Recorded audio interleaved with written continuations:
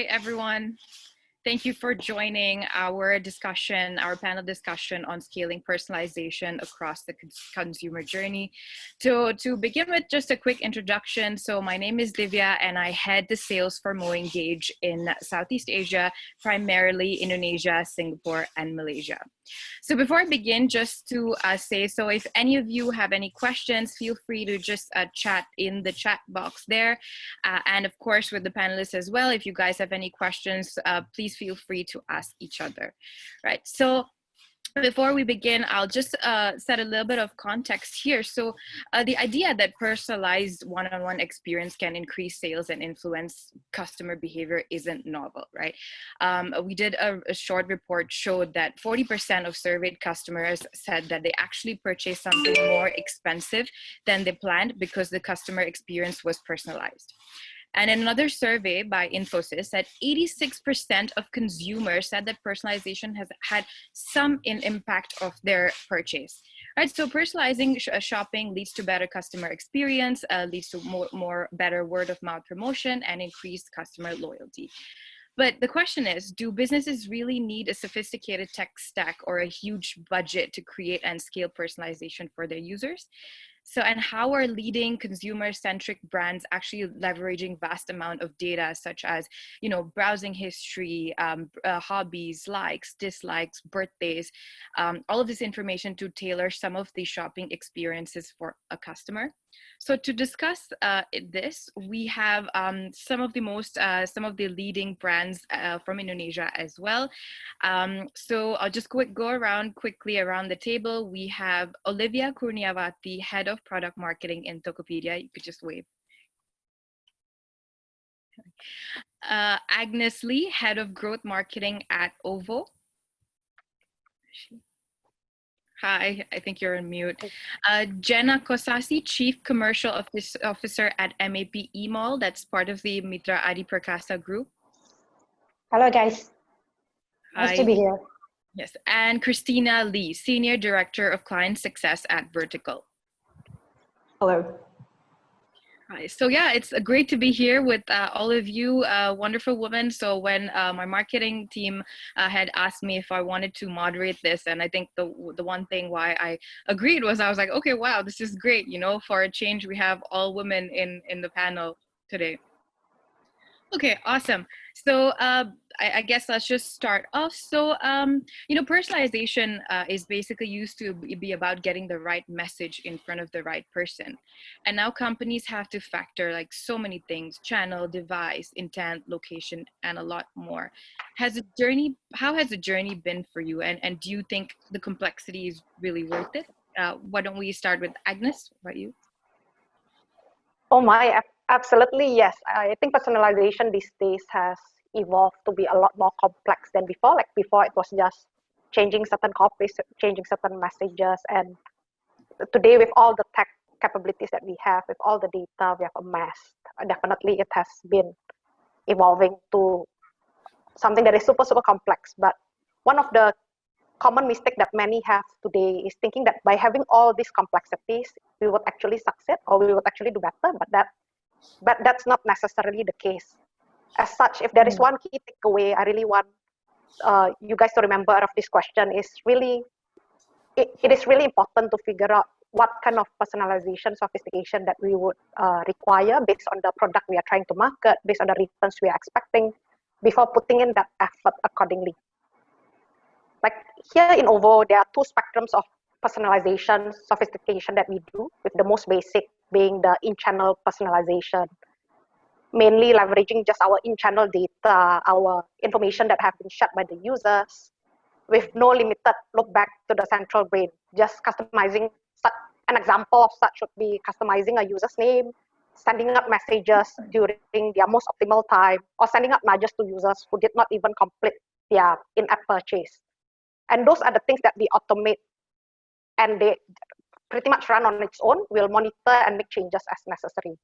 And the more effort-intensive one, like I was saying earlier, was the signal-based personalization, whereby we combine all the information that we have of the users, and then we leverage predicative and deterministic modeling to anticipate like churn rates, propensity modeling, promo sensitivity, next best use case to be able to recommend or prioritize or abort a certain user journey based on their behaviors.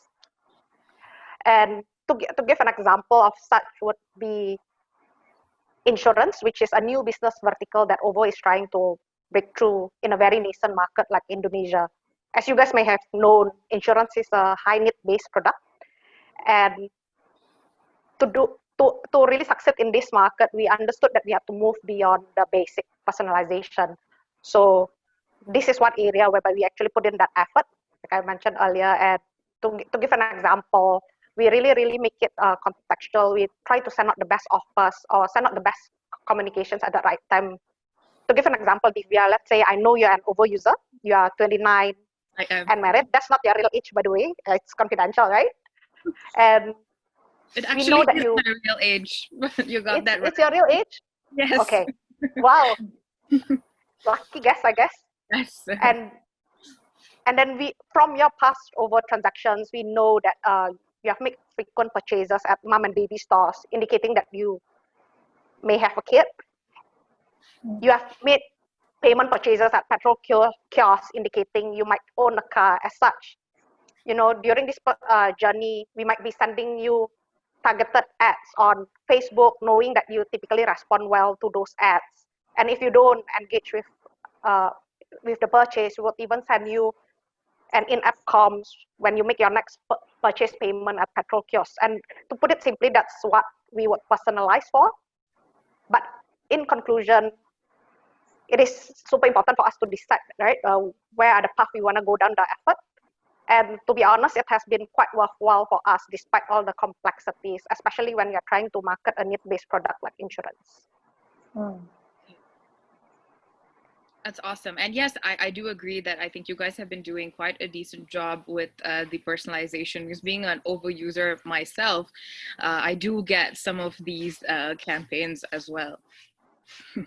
So, how should companies, do you think, tame this complexity? Like, what do you think are the key elements needed to put together, this end-to-end personalization strategy? And what if the foundation is absolutely critical? Like, Jenna, what about you? Like, being an MAP, email, I understand this is also something that's very important for you.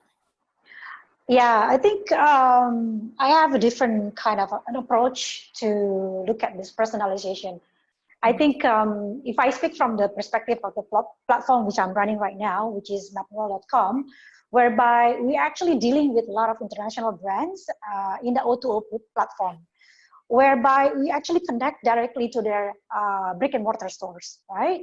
And I think this is quite a good fact. I mean, actually, we are pretty lucky that we are actually able to obtain a lot of experience coming from the brick and mortar itself.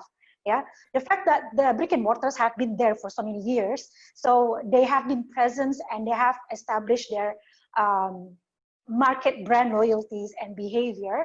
That is also an approach which I take personally as well to run this platform. Why? Because it's quite a fundamental, whereby we take an example of the actual customer behavior from offline, and we try to mimicking at somewhat level into the online platform itself.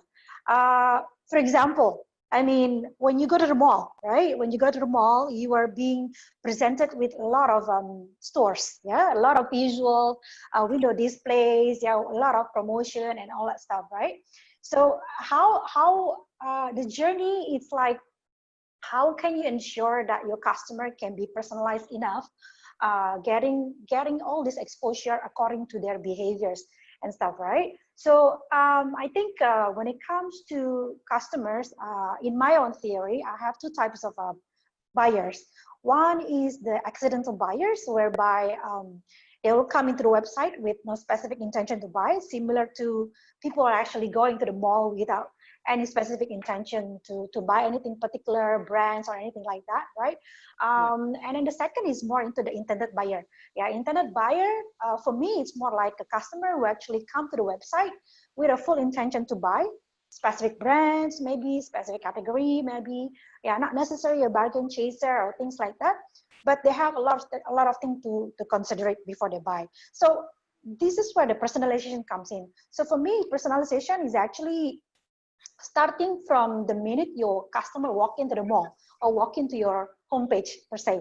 Yeah, basically this customer is yearning for a guidance. Yeah, yearning for a guidance and yearning for at some point how we can actually show them what they want based on the previous digital path that they have, based on the previous history, to actually simplify their journey.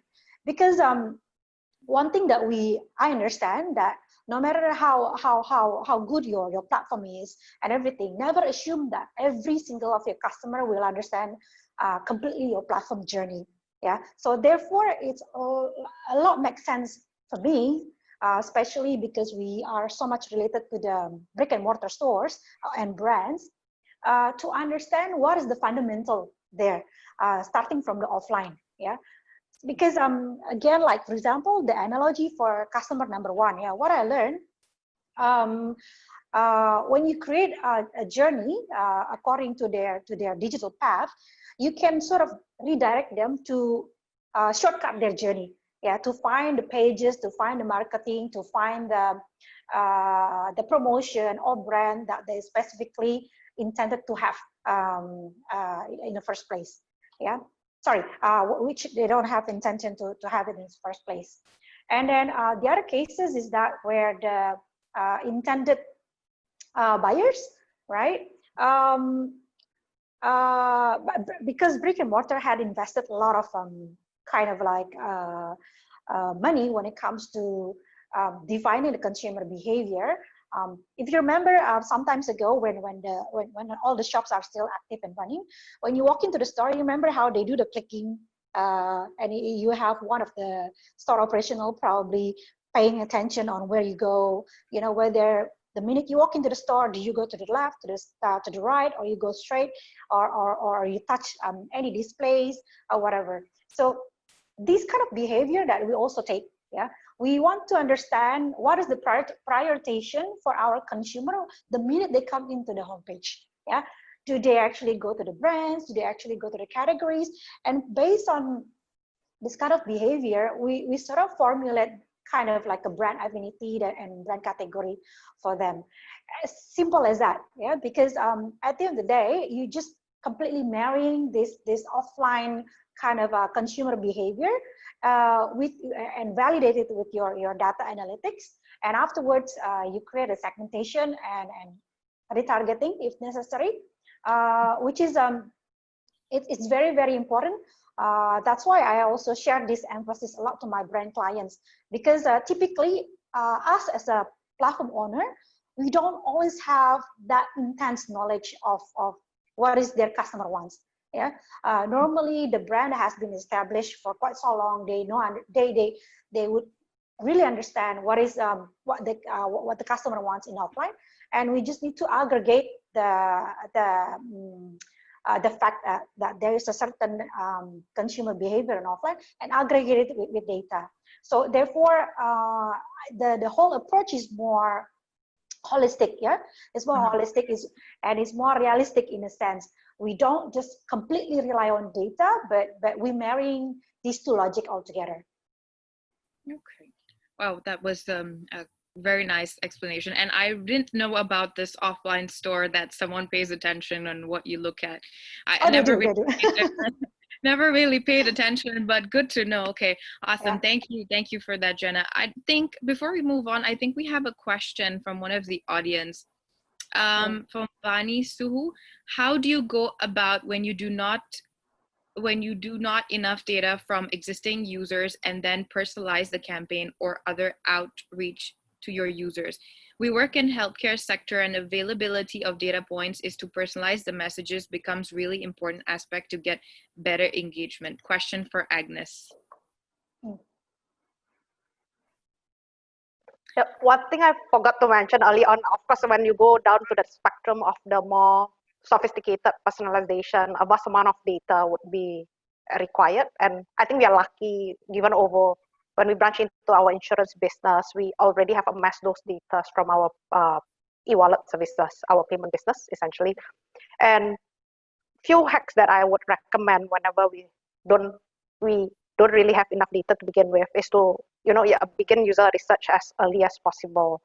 To don't wait for the product to be ready. Start your user research so that you can get some kind of insights onto what makes buyers tick with regards to your product, and start from there. And secondly, if you do have an app, I think it's also important to look at whatever metrics that we have, and then conduct experiments by segregating them simply into A/B groups and doing experimentation, trying to just figure out what is it that works for them, right? Like in terms of the product experience and whatnot, before just building up that insights that we have collected from those experiments to refine the personalization further.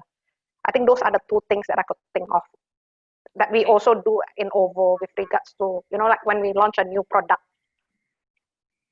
That's a tool we do as well. Okay, thank you. I hope that answers your question, Vani. And now that we're at you, Agnes, how would you advise companies to approach this? Like, if someone is thinking about their personalization strategy, like, what should their next maybe 6 to 12-month plan look like? So it really boils down to how much complexity you would require, because and I'm not sure if I'm the right person to give you guys the advice. Obviously, we have made some progress along the way in OVO, but probably I can share, right? Yeah. There are two big things that we would look at, right? The one being the tools, depending on how complex you would need your personalization to be, and with regards to that, essentially what you are looking for in the tools are, the ability to collect and track all those informations that the users have. Where are the users coming from? If they are, and some of the organizers of this panel actually have tech stacks that caters to all that, right? For example, if you would want to understand where is this users coming from outside app, you would use branch for it. For example, if you would try to understand what is the drop off in the user funnel, we could potentially use mixed panel for it. So one is deciding what kind of tech stack you would need. Essentially, there are three core capabilities that we would have to cover. One being the ability to track and collect those informations. Two, being able to store those data so that it is easily accessible for us to analyze and monitor. And lastly, how do we deliver that experience to the users, right? And we could use, for example, MoEngage for it, like whereby we can do experimentation, we can do user segmentation based on it, and then do our A/B experiments. So those are, in high level, the tools I would look for. The second bucket of things that is really important is actually the team setup and the ways of working. In OVO here, we do have what we call an experimentation unit. It is basically made up of people from business, from marketing, product, data, and tech. And with regards to setting up your personalization path going forward, one of the things we did very early on was to get together and quickly assess what are the tools you would need, and then integrate them. And after that, right, after all the tools are set up, we actually started out by taking up small pieces of work, smaller pieces of experiments for us to take up on, and until we, what is most important is actually the tempo. We actually follow a rapid process whereby we continuously experiment regardless of whether the outcome is according to what we expected or otherwise. We continuously just do it, because as long as those insights help us refine our future experiments, it is still a win, right? So I think it's very important that the mindset is always driven towards let's just do all we can, even if it's 1% incremental effort. It does help in the long term. Okay, thank you. So you're saying that most important things is tools and the right team to be able to orchestrate this, right? Okay. Yeah. Awesome. Thank you for that. Olivia, hi. I've not heard your voice today. Hi. So how does it feel leading, for the marketing for one of the top e-commerce companies in Indonesia? Great. Yeah. Okay. Awesome. So I have a question for you too, actually. So, getting the customer journey right for you, is very critical, right? So what's your process for crafting this journey? Like, what is the data you look at? Who's involved, and what are the metrics for success? Yeah. Well, I think in building the journey, at first, I think we need to make sure that everyone in the team, eventually in the company, everyone need to be in the same page, meaning that everyone need to be very customer obsessed. That is one. And second, everyone need to know what is the end goal, what is the North Star metrics that we are trying to achieve. Well, after we know where is the end goal, and then we need current situation or current condition that we are at, and how far it is for us to achieve that North Star metrics. For us, in terms of the product marketing or automation marketing part, in the current practice, the way we crafting this journey is to first understand what are customer segments that we have. For example, currently we are segmenting our buyers into like active buyers, dormant, and then new buyers, or like virgin buyers. And then in every buyer segment itself, we are trying to understand the journey that they are going through, like from registration process, or from a login to like add to cart until payment. From there, we know by looking at funnel to funnel perspective and by user segment, then we can understand where is the gap, where is the biggest gap. And by knowing the biggest gap, then we try to further understand what is the real issue of this gap. And from marketing perspective, we can also look at like which part we can fill in the gap, because some gaps is feasible to be filled in by marketing or through our communications, but definitely not all problems can be solved by communication strategies. That one we need to know which part we should be tapping in. After that, usually we know. Usually we can have understanding of like say we have like 10 use cases or 10 journeys that we can build. Then we further analyze which one can bring the biggest magnitude or biggest impact to move the needle. Because it doesn't make sense, right? If we have like a limitation in terms of resources, in terms of timing, in terms of number of manpower, then meaning we need to prioritize which one should come first. In that case, analysis before having a very clear problem definition and have a very deep understanding in terms of analysis and like projection on how much impact we can bring from marketing is very important before we executing itself. And then the next step is through experimentation, like Agnes mentioned before. So we are also going through like continuously experiments with our customer journey. Then definitely after we do experimentation, then we see whether after we roll out into like 100%, whether we are getting the result that we are expecting or not, and definitely keep improving. Okay, thank you. And can you talk to us a bit on how do you actually like segment this audience? Like any unique preferences or behavior that you use to be able to build your campaigns? Yeah. Okay. In Tokopedia, actually, we have like several business sectors, right? We have physical good marketplace. We have our Mitra or mom and pop offline stores. We also have merchants as our customers. So not only buyers, but we also have merchants. So the way we segment our audience is first we look at type of businesses. For example, for physical good marketplace, we divide our segments into two, right? We divide into a buyer and we divide into merchant, because each type of segment have a different behavior or different way of working. Then on each, usually, for example, on each usually we are trying to understand the behavior further to look at the patterns. For example, for buyer itself, for buyer usually we look at mainly four things. First is we look at the frequency, like for example, whether a user is frequent enough to transact, or they visit our product page multiple times, or they ever like search the product name like 10 times. So the frequency in terms of number of purchase, number of visit in our platform, number of use of our product is important.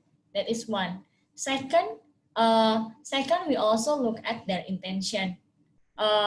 We look at like how far their journey is, like whether they ever purchase in Tokopedia, or they just like only check out but never pay, or they are very loyal in the sense that they are not only buying our physical good products, but they also buy our digital products.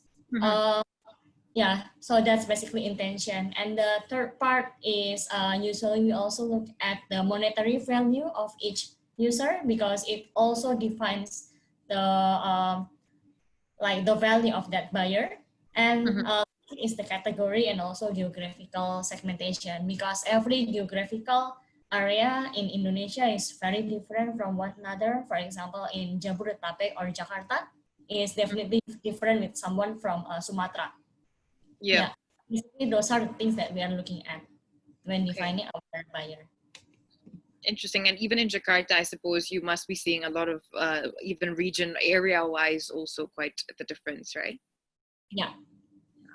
Okay, awesome. Thank you. Thank you for that. So guys, we do have a lot of questions from the audience. So there's a question from Teresia Agustina. How do you measure the cost versus benefits before implementing complicated solutions to personalization? Because the data needed for personalization would be massive. Who wants to answer this question? Anyone?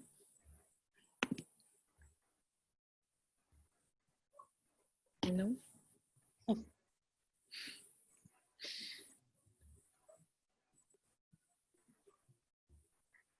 Yeah. Well, thanks for giving me the highlights of the video, Divya. Okay, so the question was costing because of the size of the data that we're receiving in. Was that right? Okay. Yeah. That's interesting. It's actually because I do realize that in many often cases, this size of data becoming an issue for costing. Yeah. Although without any doubt that we need this data immediately, regardless what. So basically, what I do when it comes to when that kind of situation happens, the approach that I would take mostly is probably to prioritize the data that you want to work with. Yeah, I understand that this has actually happened also quite a couple of years back as well, whereby we have such a big data, but because of the constraints of costing, resources, and everything, so we were forced to actually choose the prioritization, which data do you want to absorb first. I think based on that, I think you become more wiser to see which one is you want to put up first in terms of data drilling and everything like that. Yeah, I think data prioritization is very important. Okay. Thank you, Teresa. If you're here, I hope your question got answered. Moving on, I do have some questions for Christina as well. And guys, if you have any questions to ask one another, also just feel free to just drop in. Christina, hi. Hello. Hi. So in Verticurl, are you seeing any meaningful changes on how consumers shop post-COVID, and how are you adapting to that? So I think without a doubt, we are seeing consumers shifting over to from brick and mortar shops over to online without a doubt. We ourselves are consumers, and during COVID, we're also transitioning a large part of our consumption over to e-commerce sites as well. But I think what's at core is that what they are shopping for has also shifted. from groceries to medications to sports equipment.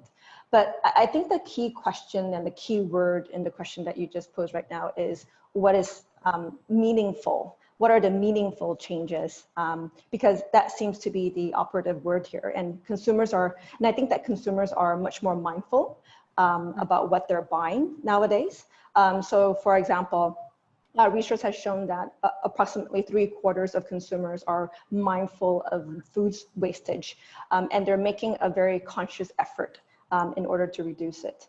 And 60% of buying are done more health consciously as well.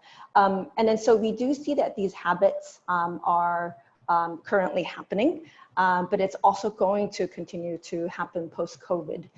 So that some of the clients that we work with, they've traditionally been either in the B2B space, such as live events, and then really requiring that sort of in-person sales approach to be able to transition their prospects and to convert them into revenue for them or sales. But in terms of the B2B ecosystem, we're also seeing, just like we are now, a transition to that virtual event space. So I know it's a mad dash for a lot of our clients to move from that very brick and mortar to that online space. And then so, I mean, Tokopedia has already started that a while ago.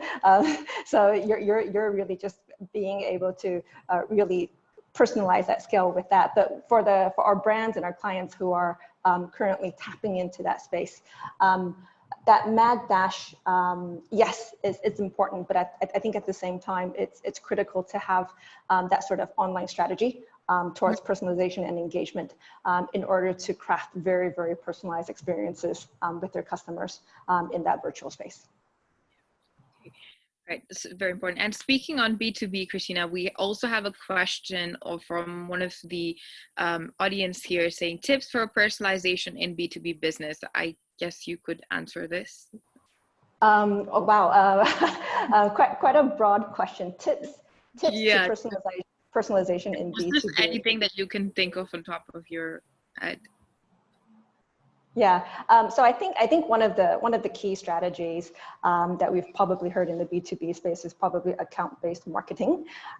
So ABM for short. So when it comes to account-based marketing, it's really identifying what are maybe the top key accounts that you want to target, and having an organizational alignment with both your sales as well as your marketing teams to define what are the key kind of goals that you want to reach in terms of marketing qualified leads and sales qualified leads, and then crafting out what that strategy would look like in terms of personalization when you go towards an ABM approach.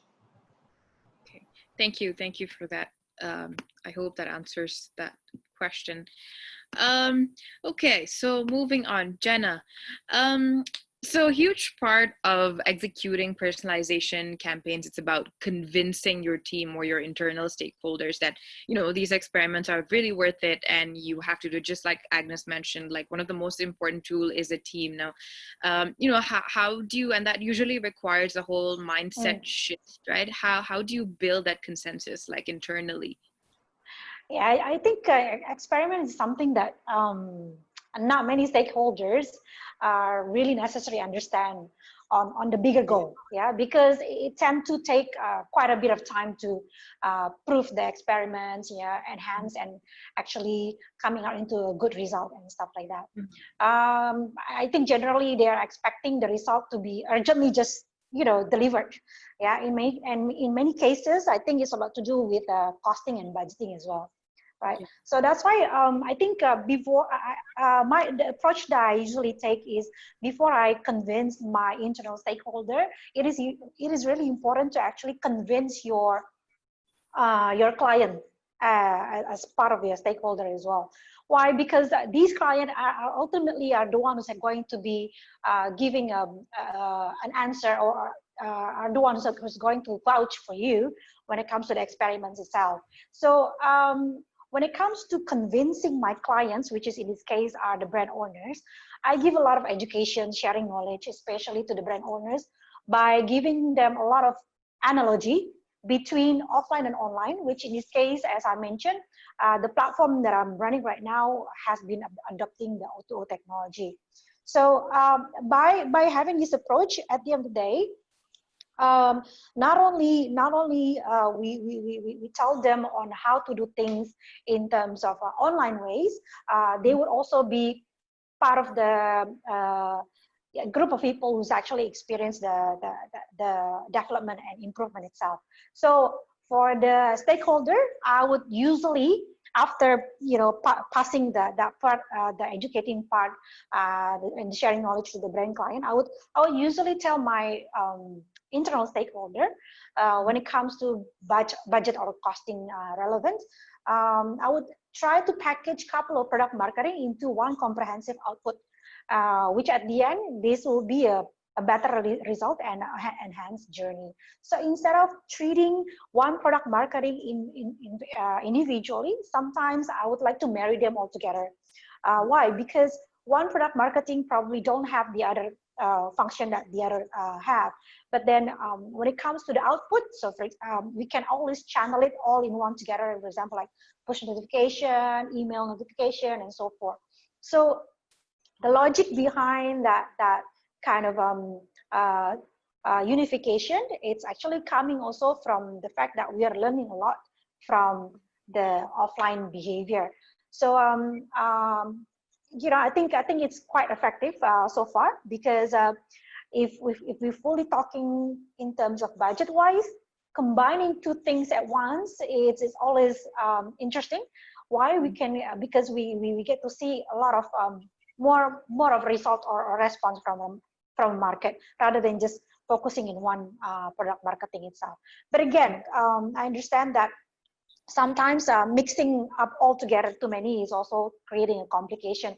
That's why I believe, because I'm also a retailer to begin with, most of the time I always try to benchmark with what does the customer really want when it comes to offline, because again, this brick and mortar has been established for years and years. There's a lot of research and learning that we can take from there, and we just need to marry it together. Meanwhile, for our marketing partners, I think part of the ways also to convince my internal stakeholders is basically, without no hesitance, we can ask for longer POC time. I think sufficient POC time for us is very important, because sometimes we sort of got misled or misguided in the first time when we saw what is the portfolio of the product marketing itself. Because during the time when we explore the product marketing itself, we realized that there are some things that are actually not matching with our KPIs or goals. Sometimes the one that we didn't have in the first place, and it actually became very important.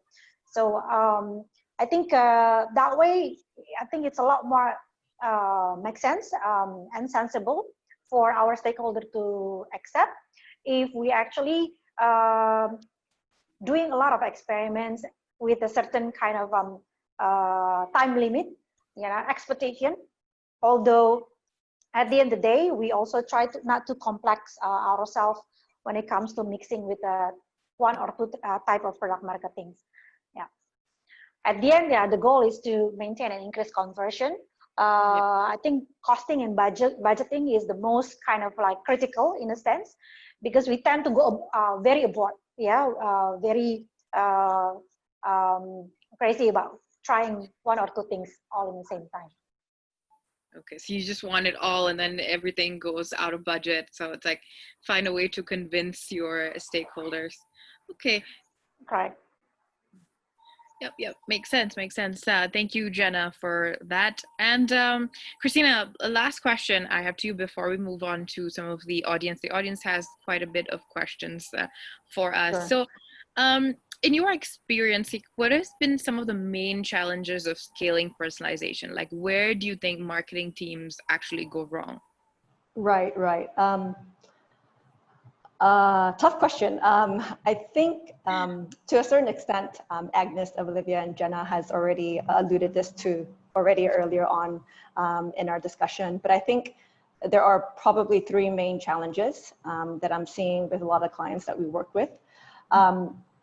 especially when you're trying to scale personalization. The first one is data collection. Second one is data activation. And then the third one is having an overall organizational alignment with across all of the very important functional teams. When it comes to data collection, I think on the surface, it's not very difficult when you think about it. For example, you can put a form on your website and ask customers to opt in and subscribe to your communications. I think the main difficulty in that lies in what you do with that data, how you collect it, what kind of data you collect, and how you store it. So I think those are some of the key challenges when it comes to data collection. And then the second challenge for data activation is that data activation, I believe, has a few dimensions to it as well. Obviously, there's that technical aspect where marketers would need to find the right set of marketing technologies that would enable them to scale and use the data they've collected in a very meaningful way. But then there's the other dimension of which really boils down to the talent or the people that you have within your organization, because they would really need to know how to drive and use those marketing technologies to optimize, to automate, as well as drive meaningful conversations. So then my analogy has always been that you could have a very nice Ferrari, but you would need to have a very good driver and a crew who knows how to operate that Ferrari successfully to carry your brand to reach the goals that you have. And then finally, I think the final challenge that I've mentioned is really about organizational alignment. And I think this is, I think we face it every day, whether or not we're from the agency side or from the client side. Because what we do see is that marketing teams are perhaps operating independently from sales teams and from customer experience teams. And then so the result of this disparate and siloed strategies formulated from these respective teams is that the data may be collected in a non-uniformly way. And then there are different personalization strategies and content that's being driven and delivered, which actually results in different customer experiences. So I think in order to really resolve these three main challenges, I feel that all three have to be managed and resolved to a certain extent. Resolving one of the three or two of the three still doesn't really address the ability for you to really personalize at scale. So I think a successful organization who is able to resolve all three main challenges are able to really then embark on their journey to scaling personalization. Right, thank you for that. I really like your analogy about the Ferrari. It makes a lot of sense. Like you may have, you know, some companies, like they may have the best tax and, you know, they spend a lot on their tools, but there's no one to really drive it. And it's Right. absolutely right. Okay, Right. thank you. And it doesn't have to be a Ferrari. You know, Yeah. It doesn't have to be a Ferrari. It could be a very non-complicated solution as long as it meets your overall business requirements and needs. Yeah, but at the end of the day, you need a driver, you need a crew who knows how to operate it. That's true. That's true. Thank you. Thank you, everyone.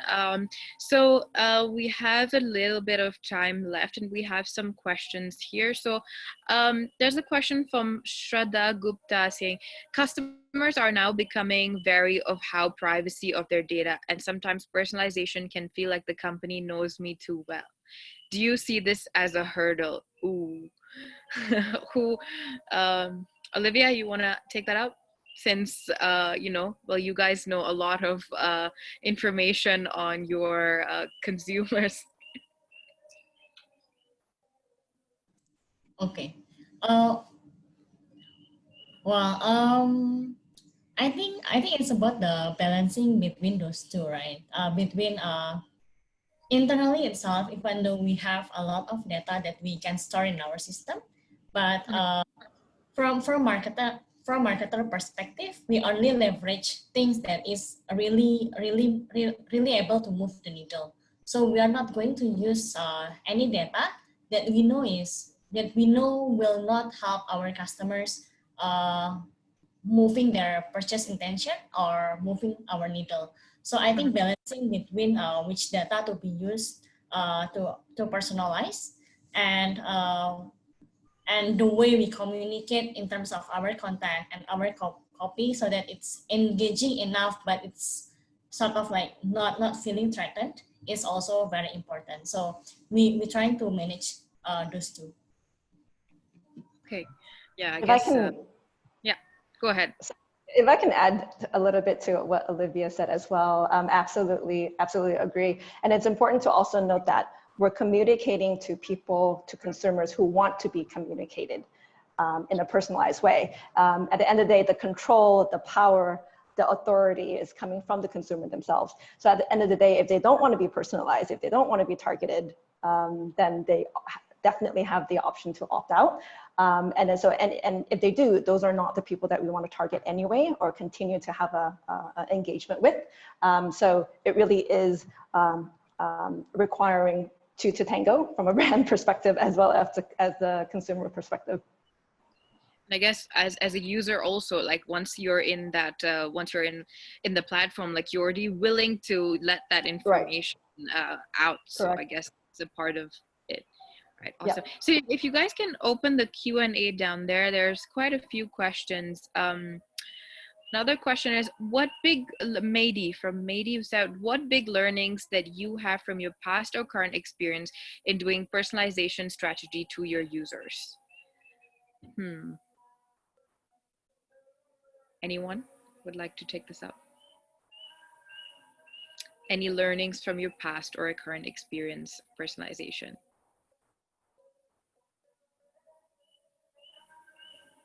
Maybe I can take it. One of the learnings that we found was like I think it builds on top of what Olivia mentioned, like trying to not do everything at one go, but trying to find the right lever that moves the needle, right? And one of the things that, you know, when we are new to doing stuff, oh, let's try to change the buttons, to change the copy. There's so many variables that we're changing at one go that might not be worth the effort, right? Like, I think it's important to start out incrementally, like I earlier mentioned. And I think from there on, only after you are super confident that this is what exactly moves the needle, then you really scale it. Thank you. Thanks, Mady. I hope that answered your question. Anonymous attendee, what are some of the mistakes you've seen marketers do while attempting to personalize your experience? I think Christina spoke about this earlier in our last question. So moving on, anonymous attendee again, foresee digital marketing will be the trend down the road. What kind of offline marketing could possibly still be effective and retained in the future? I think I can take this one. I think because of the question itself related to the offline, whereby whereby it's very much relevant to the platform that we are running right now. Again, I think although my main focus here is to success the online transaction itself, but apart from that, we are learning a lot from the offline itself. So I think going forward, where especially during this pandemic situation, whereby online has becoming one of the key and crucial kind of strategy within the company. So going forward, I think there's two ways of learning between we online based learning from the offline, as well as the offline is learning from the online.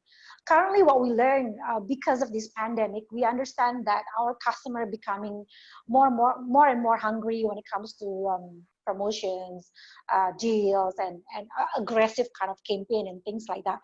We just need to be really present on how they perceive their brands or perceive their stores.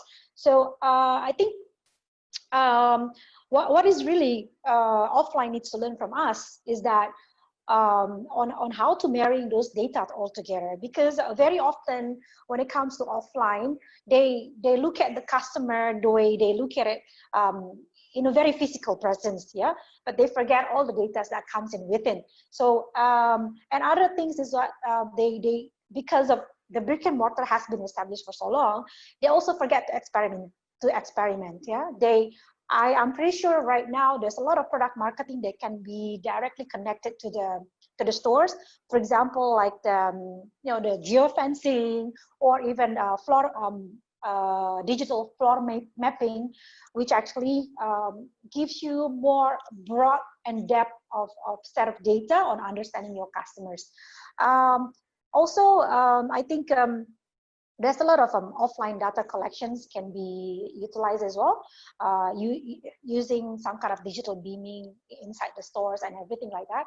I think before you go abroad and beyond to do all the offline marketing or strategy, advertising, so forth, I think there's going to be also a change when it comes to the customer behavior, which you need to understand when they first walk into the store. So again, so I think there's a lot of strong correlation between offline and online.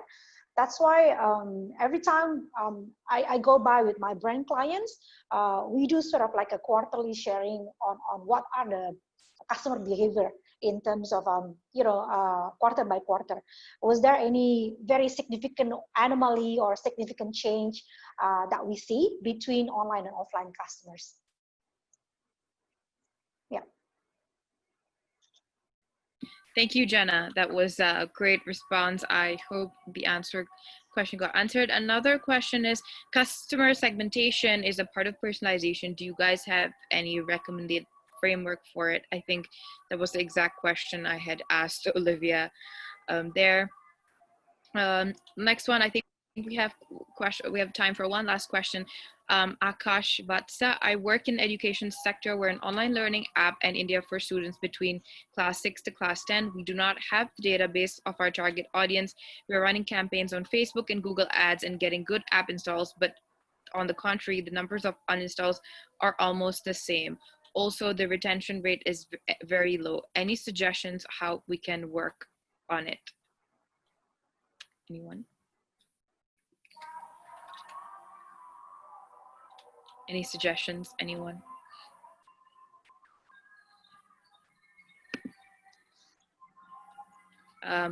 Christina, Olivia, Agnes. Okay, yeah, I will try to take up the question. So, okay, so the question is the number of install is high, but the number of uninstall is also high and the retention is low. Yes. Well, I think at first, if we do have data, then we need to check, like we need to see where the drop is. Like first is we need to once your user is installing your apps or going to your website, I think the first thing that we need to do is to understand what is the activity that this user is doing in your platform. So to understand what is the behavior that they are tend to have. Second is to understand the funnel to funnel movement. For example, if the retention is low, are they already purchasing or already doing certain activities you want and then they are moving out? Or they don't even conduct any action that you want them to do. So understanding what is the steps that they are taking is very important.